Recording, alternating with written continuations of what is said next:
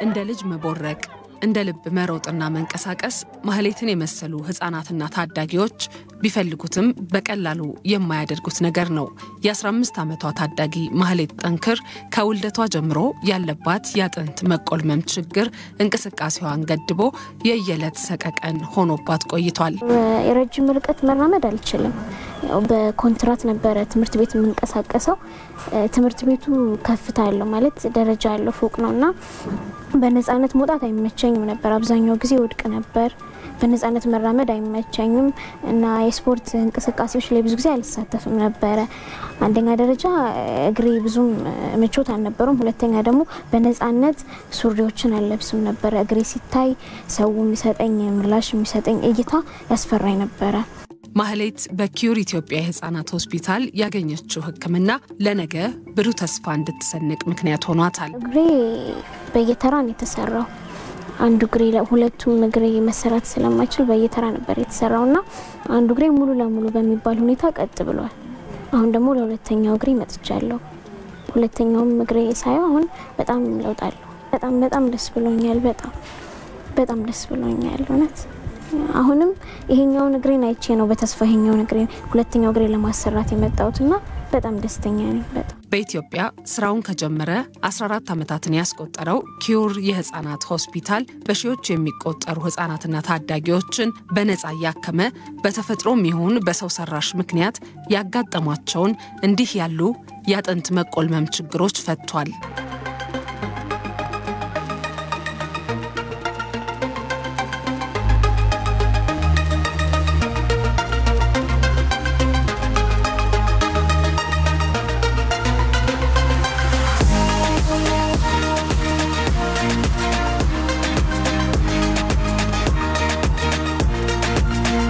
አንድ አመታቸው ጀምሮ እስከ 18 አመት ያሉ ልጆችን ነው ህክምና የሚሰጠው። የምንሰጣቸው አገልግሎቶች የአጥንት ህክምና በተለይ ደግሞ እግራቸው ወይ እጃቸው በተለያየ ጉዳትና ኢቭን በተፈጥሮ ምክንያት አቅጣጫውን የሳተ እግር እጅ እናስተካክላለን በአጥንት ህክምናው በኩል። እንደገና ደግሞ በተጨማሪ በፕላስቲክ ሰርጀሪ የላንቃና የከንፈር መሰንጠቅ እንደገና ደግሞ ከተለያዩ አደጋዎች በኢንፌክሽን ምክንያት ወይ ደግሞ በቃጠሎ ምክንያትም እጃቸው እግራቸው ቦታውን የሳተ የተለያየ አንገታቸውም በተለያየ ቦታ ያለው የጠባሳ ችግሮችን የማስተካከል ህክምና እንሰጣለን። ከአጥንት ህክምና በተጨማሪ የላንቃና የከንፈር መሰንጠቅ ችግሮች ላይ የሚሰራው ይሄ ሆስፒታል የበርካታ ህፃናትን ፈገግታም መመለስ ችሏል። ይህም ቢሆን ግን ሆስፒታሉ ካለው የሰው ኃይልና የቦታ ጥበት አኳያ አገልግሎቱን ለሚፈልጉ ሁሉ ለማዳረስ ተቸግሯል። በርካታ ህፃናቶች ተመዝገቡ እየተጠባበቁ ያሉ ከ5000 በላይ አይ ቲንክ ከዛም በላይ ሊሆን ይችላል ቁጥራቸው እየተጠባበቁ ያሉ ልጆች አሉ። እና የኛ ደግሞ የአቅም ውስንነት አለ። ያለን የሰው ኃይል ውስን ነው። የገንዘብ አቅማችን ውስን ነው። ስለዚህ ፍላጎቱና አቅርቦቱ በጣም በማይጣጣምበት ደረጃ ላይ ነው አሁን የሚገኘው ማለት ነው።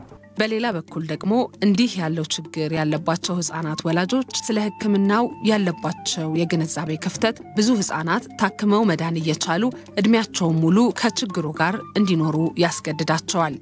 በአመት ቢያንስ እስከ 3000 ልጆች እያከምን በጣም ጥሩ ውጤት ላይ ነው እየደረስን ያለነው።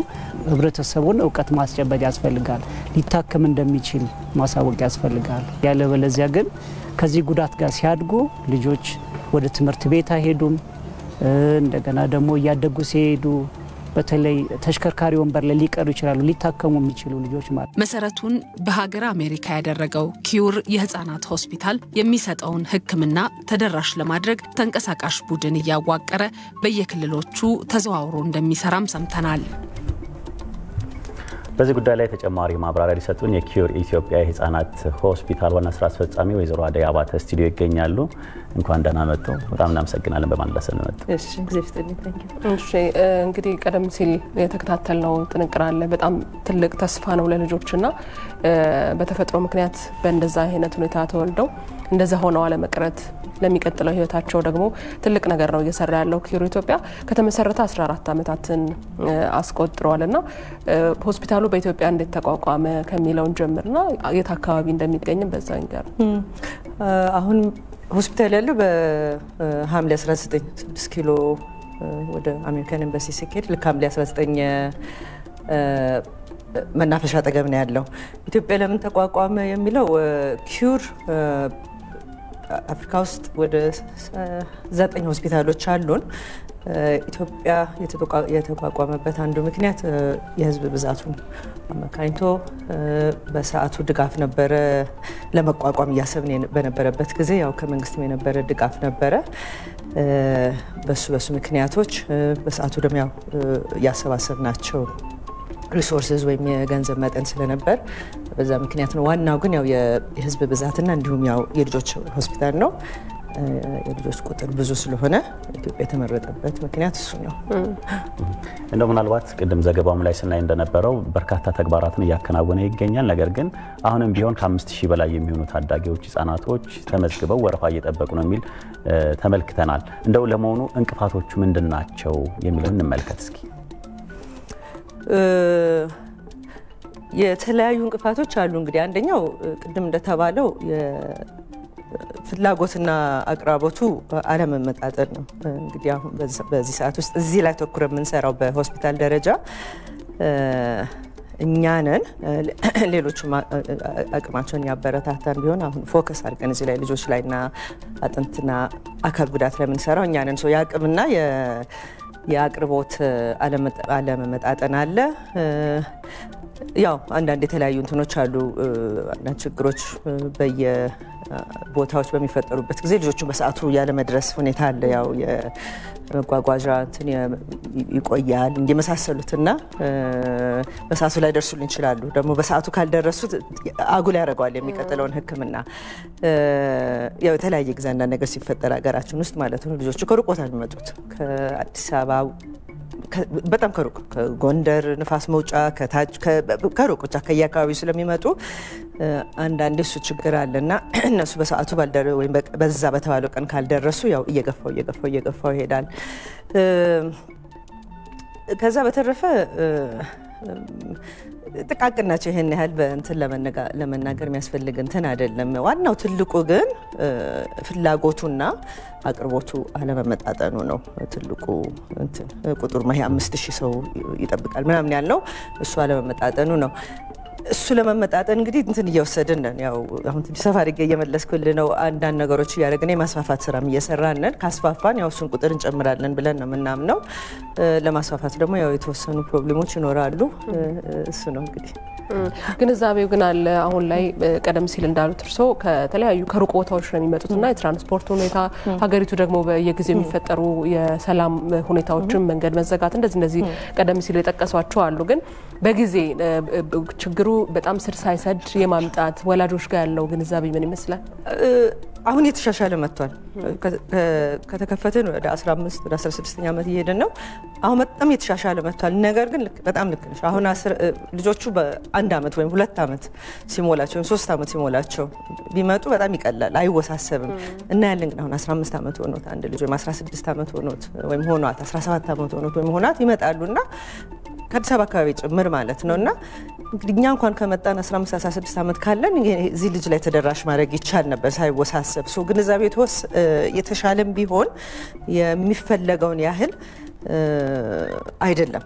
ምክንያቱም ቶሎ ተደራሽነት ካለው ይቀላል ለማከምና ጥሩ ጥያቄ ነው። ተደራሽነት የተፈለገው አይነት ግንዛቤ የለም ገና። እሱም ላይ እየሰራን ነን፣ ግን በጣም መሻሻል አለ። በነገራችን ላይ እሱም በምልበት ጊዜ በጣም የመሻሻል እንትን አለ። እንደሚድን ማሰብ በራሱ ከዛ ይጀምራል አይደል? ግንዛቤው ሕክምና እንዳለ ልክ ነው። ከዛ በፊት ደግሞ የሚሄዱበት ጉዞዎች አሉ። ያው ቤተሰብ ሆኖ እናት ወይ አባት ሆኖ ሲታሰብ ልጄ ለማዳን የፈለገውን ነገር አረጋለሁኝ ወይም ታረጋላችሁ እና ማንም ሰው ያንን ያረጋልና ሕክምናው ጋር ከመደረሱ በፊት ደግሞ የሚሄዱበት ጉዞዎች አሉ፣ ሌላ ጉዞዎች እና እነሱ ችግሮች ያመጣሉ ከሕክምናው በፊት እና እነሱ አንደኛ ጊዜ ይፈጃል። ሌላው ደግሞ እንትን ሊል ይችላል። ሌላው ስብስብ ነገሮች ሊያመጡ ይችላሉ። እሱን ብዙ አይተናል። የተወሳሰቡ ነገሮች ከችግሩ ውጭ ምክንያቱም ቤተሰቡ የወሰደባቸው መንገዶች ስላሉ ከህክምና ውጭ እሱም ሌላ ወሰብሰብ ያደርገዋል ህክምናውን። እንደው ምናልባት ከጤና ሚኒስቴር ጋር ያላችሁ ትብብር ምንድን ነው? እንዴት ነው የሚገለጸው? ድጋፍ፣ ቁጥጥር፣ ሌሎች ስራዎችስ ምን ይመስላሉ? ከዚያም ቅድም ሲያነሱልን ነበር ምናልባት የማስፋፋት ስራዎችንም እየሰራ ነው ብለዋልና እንደው በቀጣይ ያላችሁ ትልቅ ዓላማ ምንድን ነው? ምክንያቱም ለበርካታ ታዳጊዎችን ችግሮች እየቀረፋችሁ በነጻ አገልግሎት እየሰጣችሁ ነው ያለው። እዛ ላይ እንደው የተወሰነ ቢሉን በደንብ ጥሩ። የዋናው አጋራችን የጤና ሚኒስቴር ነው። ጤና ላይ ስለሆነ የምንሰራው ጥሩ እንትን አለን፣ ጥሩ ፓርትነርሺፕ አለን። በአጋርነት ነው የምንሰራው። ያው እንግዲህ መንግስት ተደራሽነት ያላደረጋቸው ቦታ ላይ ነው እንግዲህ እኛ እያደረግን ያለ ነው እና እሱም ሬኮግናይዝ ተደርጎ በጥሩ ሁኔታ ነው የምንሰራው። በተለያየ መንገድ ነው ጤና ሚኒስቴር ከኛ ጋር እኛን በአጋርነት የሚረዱን። አንደኛ ያው ስራችን እንድንሰራ ፕሮጀክት አግሪመንቱን ከመፈረም ጀምሮ እዛ ፕሮጀክት አግሪመንት ላይ ጨመርናቸው ነገሮች አሉ እንዲያግዙን። እንዳልኩ በነጻ ነው ህክምና የምንሰጠው። በነጻ ህክምና በምንሰጥበት ጊዜ የተወሳሰበ እንግዲህ እንዳያችሁት የተወሳሰበ ህክምና ነው፣ ቀዶ ጥገና ህክምና ነው የምናደርገው። ያን ሁሉ ለማድረግ የህክምና እቃዎች፣ መድኃኒቶች የመሳሰሉት ሀገር ውስጥ አናገኝም፣ ከውጭ ነው የምናስመጣው። ማለት ያው በዶኔሽን ወይም በዶኔሽን የሚሰጠን ላይ ነው እና እሱ ላይ በተወሰነ መልኩ ከታክስ ውጭ እንዲገባ ይረዱናል። ያው እነሱ አፕሩቭ ሲያደርጉት ነው ከታክስ ውጭ የምናስገባው። እዛም ላይ በጣም እየረዱን ነው።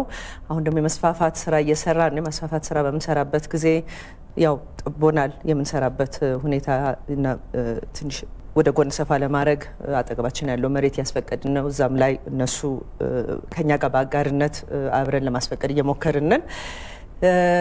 ከጤና ሚኒስቴር ጋር በጥሩ ሁኔታ ነው የምንሰራው ብዬ ነው ማምነው። ለማስፋፋቱን ላልከኝ ነገር እንግዲህ አሁን ይሄ ፈቃዱን የመሬቱን ሁኔታ እንደጨረስን የቀዶ ጥገና ክፍሎችን እንጨምራለን። የበለጠ ታካሚዎች ማየት ለማከም እንሞክራለን። ቁጥራችንን እንጨምራለን። ከዛ በተረፈ ደግሞ የህክምና ሁኔታቸው ስታንዳርዱም አሁን የጠበቀ ነው። ከዛ በላይ ደግሞ ኢንተርናሽናል ስታንዳርድ አሁን ብዛ ቢሆን ከዛ በላይ ደግሞ የምንሄድበት ሁኔታ ነውና እዚህ ጋር በጣም ጉዳት ላይ ያሉ ልጆች ወይም ማርጂናላይዝድ ወይም ቫልነራብል ልጆች እያከምን ቢሆንም ስታንዳርዱ መጠበቅ አለበት ብለን ነው የምናምን። የትኛውም ሀገር የትኛውም የሰለጠነ ሀገር ብንል እዛ የሚገኘው ህክምና እነዚህ ልጆች ማግኘት አለባቸው ብለን ስለምናምን ከኳሊቲና ስታንዳርድ ጋር ጭምር የተያያዘ ነው። አሁን የምናሰፋው ቁጥር ማብዛት ብቻ ሳይሆን ኳሊቲና ስታንዳርዱንም ከፍ የምናደርግበት ሁኔታ ነው ያለው። በአጋርነት በጥሩ ሁኔታ ነው። እንደው ምናልባት እንዲጨምሩልን እዛ ባጭሩ ወደ ክልል ቅርንጫፍ የማስፋት እቅድስ የላችሁም? እንደው አዲስ አበባ ላይ ብቻ መሆኑ ከትራንስፖርቴሽን ቅድም ሲያነሷቸው የነበሩ ችግሮችም አሉና እሱስ ጉዳይ ነው። እሱ እንግዲህ አይተነዋል። ከስትራቴጂክ ፕላን ከምንለው ላይ አይተነዋል። ቅርንጫፍ ሌላ ቦታ ሄዶ ሆስፒታል መክፈት ነው የሚሻለው ወይስ እዛ ያሉትን ሆስፒታሎች የመንግስት ሆስፒታሎች ላይ ነው የምናተኩረው ማጠናከር ይሻላል የሚለው ነው። አይተን አጥንተን ማጠናከሩ ላይ ነው እንትን ያልነው። ምክንያቱም አንድ እንትን ነው እኛ የምንሰጠው አንድ ሰርቪስ ነው የምንሰጠው እና ማጠናከር የሚለው ላይ ነው። ማጠናከር ማለት ምንድን ነው? ሐኪሞችን የጤና ባለሙያዎችን ሐኪሞችን ጨምሮ እዛ ስራ ላይ ማጎልበት ማለት ነው። ለምሳሌ በጣም ሰክሰስፉል ነው ብዬ ማምነው ባህር ዳር ላይ ለምሳሌ ባህር ዳር ላይ 2 የአጥንት ቀዶ ጥገና ሐኪሞች የልጆች ቀዶ ጥገና የአጥንት ቀዶ ጥገና ሐኪም ላይ ህክምና ላይ ፎከስ አድርገው ከኛ ጋር 1 አመት ቆይተው ወይም ፌሎሺፕ ነው የሚባለው ፌሎሺፕ ሰርተው አሁን የፒዲያትሪክ ኦርቶፔዲክ ሰርጀሪ ፌሎዝ ይባላሉ። ሁለቱ አሁን ከባህር ዳር የሚመጡትን ከጎንደር ከዛ አካባቢ የሚመጡትን ልጆች አብዛኛውን እነሱ እዛው ሆስፒታል ላይ ባህር ዳር ዩኒቨርሲቲ ላይ ይሰሩልናል። እንዲሁ አሁን ከጅጅጋ ጋር ጀምረናል፣ ጅማ ዩኒቨርሲቲ ጀምረናል፣ አዋሳ ላይ ጀምረናል፣ ሶዶም ላይ ጀምረናል። ስለዚህ ክልሉ ላይ እንደዛ ነው ለማድረግ የዛን ሆስፒታልና የዛን የጤና ባለሙያዎች ማጎልበት ነው ጥሩ ይሆናል ብለን የምናስበው። እሱ ላይ በጣም እየሰራን ያለ ነው።